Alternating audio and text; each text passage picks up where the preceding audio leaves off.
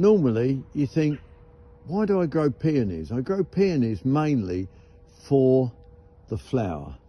Yes, they are beautiful, but just look at that autumn colour of the foliage. That is well worth growing a peony in your garden for, just for the autumn colour. And we forget that sometimes it's not just the flower that we're after. And then if we look behind, not a great specimen, but again the same principle, a hypericum. And if you go down into the hypericum here, you can see they've all got berries on. Now, not only is that fruit for the wildlife, which is so important, but also it gives a bit of character to your garden.